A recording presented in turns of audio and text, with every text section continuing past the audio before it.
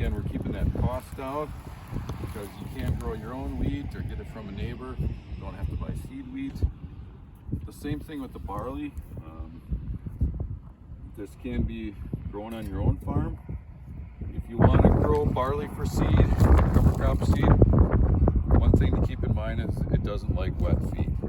So if you've got a sandier, lighter, well-drained field, maybe it's an odd shape, doesn't lend itself to growing corn silage, you just got this odd piece, that's a perfect place to grow barley for cover crop seed. So you can see now, as opposed to winter rye, we've got winter wheat, pretty vigorous growth because we've got the manure.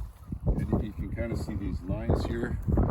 This was the injection lines from a ZML, low disturbance injection rig. You can see a little bit of evidence of, the manure. It wasn't quite incorporated, but most of it's getting in the ground. I think I've got the rate down. That was what? 13.5.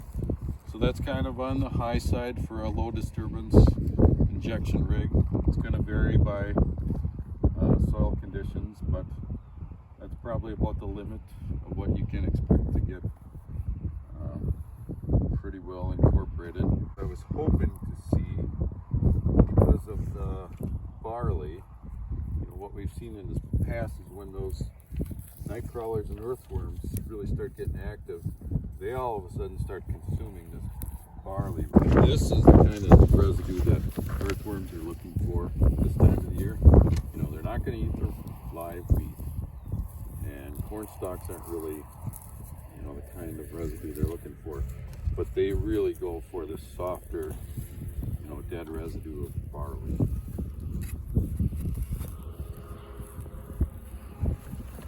I want to save this field. Yeah, there's a bunch. There's a bunch of earthworms right on top there. So it's just that they haven't really come up and really started pulling down that residue yet.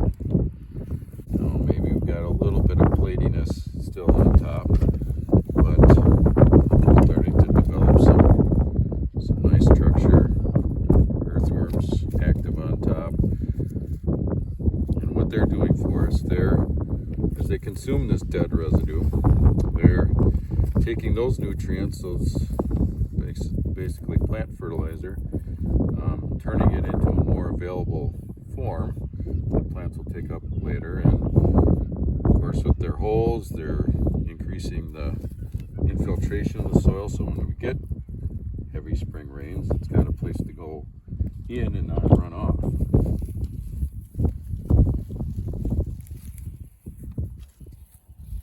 If it wasn't manured, it wouldn't look like much. But because it was manured, it kind of doubles the growth rate. Why wheat here and why winter rye there? One of the things I've noticed, and they've noticed too, is that wheat in front of corn is more friendly. If we have a delayed planting, winter rye can get away from you. It can also aggressively take up a lot of nitrogen, and there can be a penalty to the corn. So they're finding that they'd rather grow winter rye in front of soybeans and winter wheat in front of corn. And that's why we're doing this. And again, that combination of barley, which gives you more fall growth than wheat in the fall, is only like that. Barley in the fall would get like that. But of course, barley dies over winter, which is good.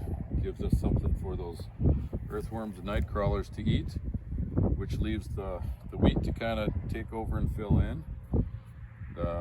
Right now that wheat is taking up those nutrients, and the idea was we're going to plant corn, again green, into this field. Probably going to spray off that wheat maybe the day before we plant. So that wheat's going to look like it's alive the day of planting, but then slowly it's just going to die, and then the corn's going to